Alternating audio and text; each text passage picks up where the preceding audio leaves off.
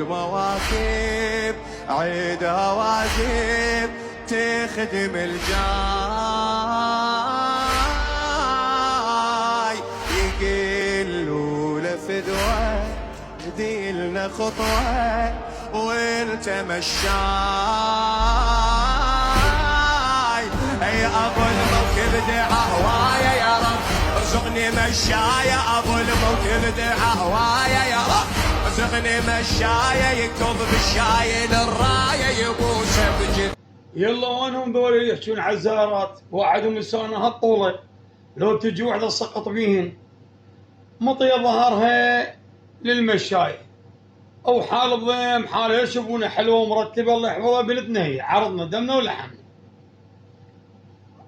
لباسه حلو محتشمه محترمه نفسها نظيفه هو اهل البيت يردون اللي يروح للزياره خموم شيء نطين يروح مرتب نظيف يوصل الفكره والمعلومه ويوصل هاي الثوره وهاي الرساله للمقابين.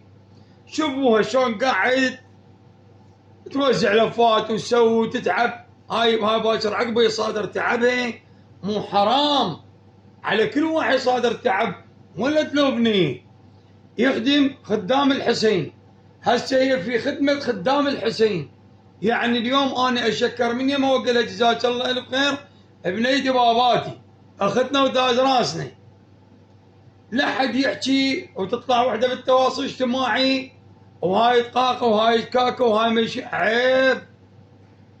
هاش ابنيه شابه مرتبه محترمه نفسها محتشمه جايه في خدمه خدام الحسين في خدمه الزوار هاي مطيه ظهرها وجايه تلف وتسوي وتركب وتساعد هاي من عدا باقي البنات الجوه واللي منا قاعدين ينظفون ويرتبين هن اللازمات المواقف ترى مو شباب ولا زنين لان التنظيف والترتيب دائما يصير من ناحيه اتجاه المراه ومو عيب.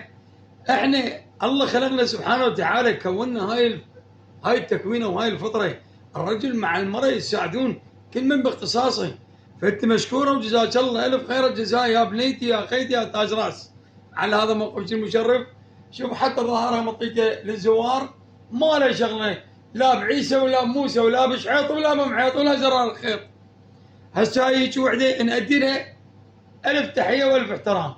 ليش؟ نموذج للبنات الزينبيات الحسينيات اللي متوجهات علما الى كربلاء. هاي تلقاها ورا الخدمه تهطر وتبكي تحس بمواساة مولات الزينب. عمي اللي يخدم بالخدمه الصحيحه وقف وياه ما اسقط فيه. الله يحفظك في ميزان حسناتك ان شاء الله ويجعلك من زوار ابو عبد الله ويروح الى كربلاء او النجف يزور.